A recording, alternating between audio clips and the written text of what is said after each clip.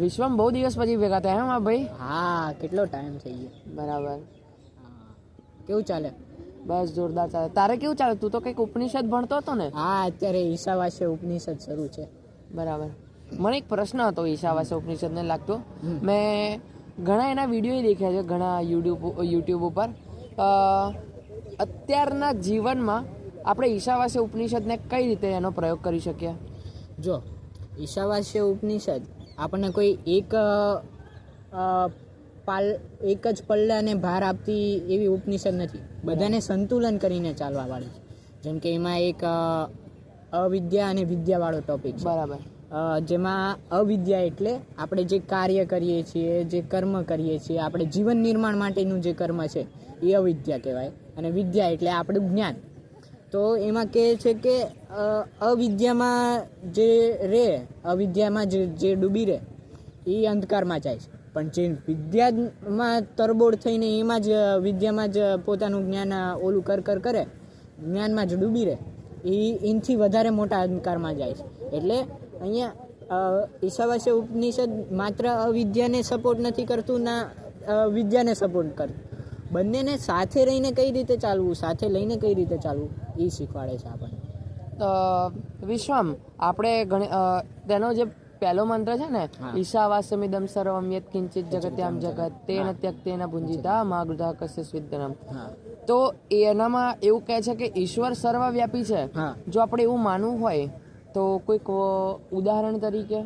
જો આનો જવાબ આગળ એક શ્લોકમાં આપેલું છે, એકત્વના ભાવથી જોવાનું.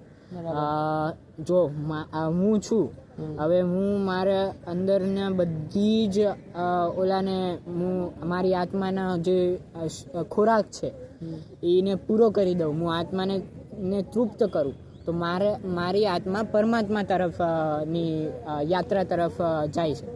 એટલે આપણે ઈશાવાસ્ય કોઈ બીજા દ્વૈત નથી, દ્વૈત વેદાંત નથી, એ અદ્વૈત વેદાંત છે. એ કોઈ જીવ અને શિવને અલગ નથી માનતું, જીવને જ શિવ માને છે. એટલે આપણી આત્મા જ પરમાત્મા તરફની ગતિ છે. એ આપણી આત્મા નાનું પૂર્ણ છે, આપણી પરમાત્મા તરફની ગતિ એટલે પૂર્ણતાથી મોટા પૂર્ણતા તરફ. તમારો પ્રશ્ન હતો કે કઈ રીતે આપણે જોઈ શકીએ એમ. આત્મા એક એવી વસ્તુ છે જે આપણે કોઈ પણ બહારના જગતથી જે માનસિક તણાવ છે અથવા કોઈ પણ, એ બધાને આપણી અંદર ના આત્મા સાથે નથી જોડાવા દેતા, અને માત્ર આપણે આત્મામાં જ લુપ્ત રહીએ છીએ, તૃપ્ત રહીએ છીએ.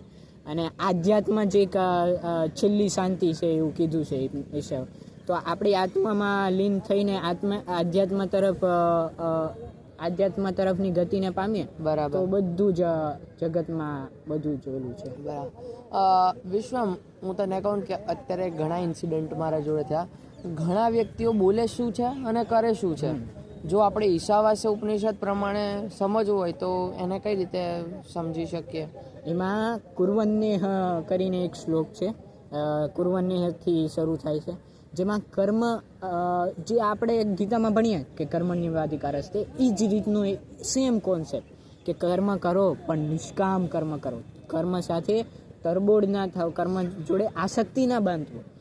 જો આપણે કર્મ જોડે બંધાઈ ગયા, બરાબર, આપણામાં આપણી માનસિક તણાવ અથવા એ બંધનને આપણે આપણા શરીર જોડે લઈને જ, એ ભારને સાથે લઈને જ ફરીએ, તો એ આપણે ઈશાવાસ્ય ઉપનિષદ ના પાડે છે કે કર્મ કરો તમે, પણ કર્મ કરવાની એક લિમિટ હોય કે કર્મમાં જ લીન ન થઈ જવું, અને સાવ કર્મ ના કરવું, સાવ કર્મ ના કરવું એવું નહીં કરવાનું કે એક જગ્યાએ બેસી રહ્યા એ નહીં. કર્મ કરો પણ કર્મમાં લીન ના થાવ અને કર્મ કરતા રહો, આ જીવન કર્મ કરતા રહો. બરાબર. ધન્યવાદ મિત્ર. હા, તે મારી ખૂબ જ મદદ કરી. હા, આવું કંઈ હોય તો કહેજે. 100% મિત્ર.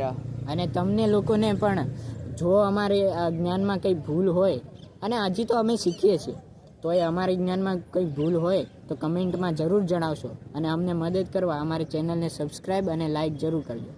ધન્યવાદ.